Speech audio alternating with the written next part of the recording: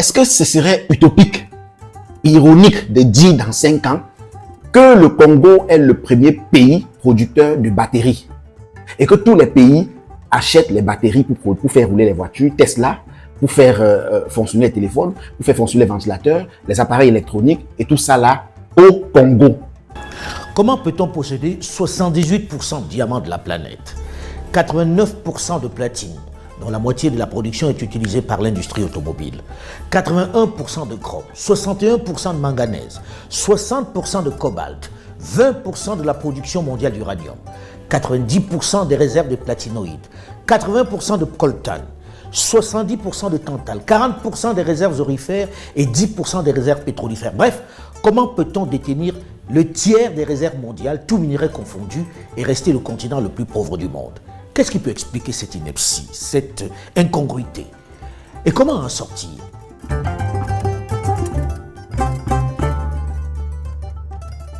C'est exactement de ça qu'il faut qu'on parle en Afrique. Comment est-ce qu'on peut expliquer que l'Afrique est le continent qui regorge de toutes ces minéraux, mais que l'Afrique demeure le continent le plus pauvre au monde? Ça n'a pas d'explication, bien sûr. Vous répondrez et vous serez d'accord avec moi qu'il n'y a pas d'explication qui tienne. Mais il y a pourtant une explication. Aujourd'hui, dans cette vidéo, on va parler de cette explication. Je vais vous dire qu'est-ce qui ne va pas. Et c'est très simple. C'est très simple. Prenez l'exemple basiquement à côté de vous, dans votre famille, dans votre alentour et même dans votre pays si nécessaire. Regardez les entreprises autour de vous. Regardez les gens de votre famille autour de vous qui ont des petits business. Posez-vous la question. Prenez un échantillon de de ces personnes autour de vous qui ont un business. Prenez ceux qui achètent pour revendre. Et prenez ceux qui produisent. Regardez sur 2, 3, 4 ans, d'après vous, d'après vos observations, d'après ce que vous voyez physiquement, sans entrer en profondeur, qui fait le plus d'argent?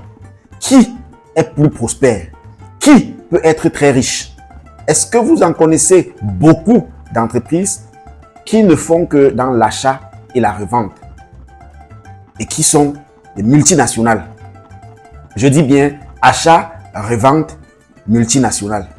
Si vous en connaissez, mettez en commentaire. Mais prenez production, vente, multinationale. Quand on dit ça, il y en a énormément.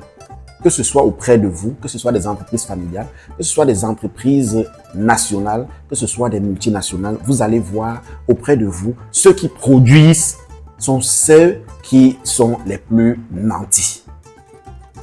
Pour être à un certain niveau, il faut contrôler la production. C'est dans la production qu'il y a le gain, qu'il y a de l'argent. Donc, j'ai préféré partir si bas pour vous expliquer afin d'entrer maintenant dans les profondeurs de certaines choses. L'Afrique devrait de nos jours arrêter de vendre ses matières premières en Europe, en Occident. Quand on dit de vendre ses matières premières en Occident, c'est quoi? Ce qui se passe aujourd'hui, c'est que les Africains, les Occidentaux, les Chinois arrivent en Afrique, ils découvrent un puits de pétrole ou une mine de matières premières. Ils s'arrangent avec le pays en question et ils disent, nous avons découvert, je vais dire banalement, une mine d'or dans votre pays à tel endroit exactement. Nous sommes prêts à vous payer 1 milliard de francs par an ou bien 1 milliard de francs par mois. Je dis tout bêtement, 1 milliard de francs par mois pour que vous nous laissiez exploiter cette mine d'or-là.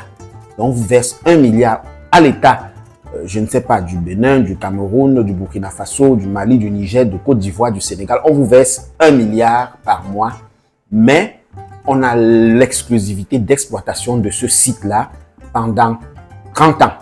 Voilà un peu comment les contrats se font. Sauf qu'il y a un piège à l'intérieur. Vous, le pays qui vendez, vous ne connaissez pas combien est-ce que ces gens-là vont gagner pendant qu'ils seront en train d'exploiter ce puits-là par mois. ou bien 7 minerais, 7 zones de minerais par mois. Des fois, ils vont à exporter des produits, des matières premières à hauteur de plus de 50 fois cher que ce qu'ils nous ont versé. Je parle de 50 milliards minimum de matières premières exportées par mois. Dans certains cas, je répète bien, ils vous prennent la marchandise à 1 milliard. Mais ce qu'ils retirent du sol en un mois, ils renvoient là-bas et c'est estimé à 50 milliards. Donc, ils gagnent 50 milliards en matière première, parce que là, c'est encore en matière première. C'est pour dire que vous aurez pu vendre cette matière première-là si ça avait été exploité sur place. Si c'est vous qui les avez exploités, vous aurez pu revendre cela à 50 milliards et gagner pour l'État 50 milliards. Mais comme vous avez donné de la façon la plus paresseuse à ces personnes, ils l'exploitent et ils font partie, ils vous payent ce qu'ils ont arrangé, 1 milliard. En fait, ça ne devait pas se passer comme ça. La meilleure méthode, c'est que nos États, quand les Chinois arrivent dans nos États, ils trouvent un puits ou bien une richesse d'or, une mine d'or, ils se rapprochent des gouvernants et ils disent qu'ils ont trouvé une mine d'or. Les gouvernants, on s'assoit à table, on négocie. OK, vous allez exploiter la mine d'or, mais voilà comment ça va se passer. Rien ne sort. Je dis bien rien ne sort. Vous voulez produire, je ne sais pas, par exemple, vous voulez utiliser pour produire des batteries en Chine. On vous laisse ce puits de pétrole exclusivement à vous. Ce puits, je ne sais pas, excusez, on vous laisse cette mine de coltan, par exemple, exclusivement à vous, à condition que vous exploitez ici. Donc, l'usine, vous devez la construire ici. Les employés, c'est les employés d'ici. Vous avez droit à 2% des cadres. Donc, ceux qui sont, si vous avez une certaine technicité à faire venir, vous avez une certaine, voilà, vous les faites venir, mais ils doivent former les locaux. Ça, c'est la première chose. Deuxième chose, quand vous sortez ce qui vient du sol, quand vous sortez du sol, on évalue tout ce qui est sorti et on vous le vend sur place. On vous vend cela avant que vous exportez, avant que vous travaillez. On n'exporte pas. On vous le vend et vous travaillez sur place. Après, vous décidez si vous voulez exporter le fruit de votre travail vers les autres pays, il n'y a pas de problème. Si vous voulez vendre au Cameroun, il n'y a pas de problème. Si vous voulez ramener ça, il n'y a pas de problème. Mais premièrement, dans ce sens, dans ce cas de figure, l'État en question va pouvoir embaucher pour une mine comme celle-là de façon officielle et de façon sécurisée au minimum 1000 emplois directs et je ne sais pas combien de milliers d'emplois indirects. C'est un premier gain pour l'État en question. Supposez que au lieu de vendre 50 mines dans un pays, comme on voit à 30 concessionnaires différents, ça fait 50 entreprises créées dans le pays et par entreprise, juste 1000 employés, comprend, ça fait 50 000 emplois créés dans un pays. On est juste au niveau des emplois. On n'a même pas encore regardé le gain parce que quand ils récoltent les matières premières, la quantité de matières premières récoltées, l'État a un pourcentage, on estime la qualité et on le leur revend à prix préférentiel. Donc, ils versent encore de l'argent à l'État pour ce qu'ils ont retiré du sol. C'est lorsqu'ils ont versé cet argent à l'État pour ce qu'ils ont retiré du sol qu'ils décident maintenant de la suite. Ils veulent exporter, si oui, dans quel pays? Ils veulent vendre au Cameroun, au Tchad, c'est à eux de décider. Mais l'État gagne d'abord avec les emplois, l'État gagne avec les infrastructures, l'État gagne avec la vente des matières premières non biaisées. Parce que quand on vend dans le sous-sol, c'est biaisé. Des fois, on achète à 1 milliard par mois, alors que 50 milliards sortent de ce sol par mois pour aller à l'étranger. Voilà où il y a le piège. Nous devons industrialiser nos pays. Ce n'est pas seulement créer des entreprises, mais il faut qu'on récolte nos propres minéraux, qu'on fabrique nos propres matériels, ou alors que ceux qui vont récolter les minéraux les fabriquent sur place. Je ne sais déjà pas pourquoi est-ce que nos États, je prends n'importe quel exemple, n'importe quel État, je ne comprends pas pourquoi est-ce que chacun de nos États n'est pas à mesure de construire une entreprise ou une usine de batterie. Oui, je ne comprends pas. Je ne comprends pas. Parce qu'on vient prendre toutes ces matières premières pour aller fabriquer les batteries, qui sont les plus utilisées aujourd'hui dans les voitures électriques, Pourquoi ne pas fabriquer nous-mêmes?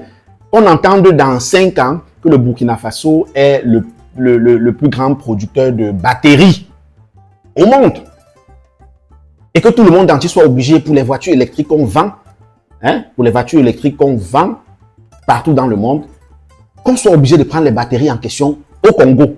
Par exemple, puisqu'au Congo, le Congo regorge d'énormes, une infinie quantité de matières premières, surtout les lithium et autres pour les batteries. Est-ce que ce serait utopique, ironique de dire dans 5 ans que le Congo est le premier pays producteur de batteries et que tous les pays achètent les batteries pour faire rouler les voitures, Tesla, pour faire fonctionner les téléphones, pour faire fonctionner les ventilateurs, les appareils électroniques et tout ça là au Congo? Pourquoi l'Afrique pense que on ne peut pas être les premiers, on ne peut pas être les meilleurs? Nous sommes un peu comme, vous savez, le mythe de la caverne de Platon. Nous sommes un peu comme des esclaves enfermés qui se plaisent à voir des ombres, le dos tourné à la lumière. Voilà. Retournez-vous et voyez la lumière au lieu de voir l'écho de la lumière. Nos pays africains gagneraient vraiment, nos présidents, à se remettre à l'heure. Je sais que l'ancienne vague de présidents, que nous n'aimons pas trop, ne pourront pas le faire parce qu'ils ont les mains liées. D'ailleurs, c'est eux qui ont vendu à prix vil nos matières premières aux Occidentaux. À vil prix, oui. Mais la nouvelle vague qui arrive, nous comptons sur vous. La nouvelle vague qui arrive ne va plus être comme avant. Les Occidentaux regardent cette vidéo. Vraiment, ils savent eux-mêmes que la vague de présidents qui arrive est consciente et ne va plus jouer de la même musique. Le discours et les méthodes vont changer. Nous travaillerons avec ceux qui veulent nous respecter, qui veulent respecter les accords commerciaux, qui veulent respecter les contrats et qui veulent respecter l'Afrique dans l'établissement des contrats. Abimte.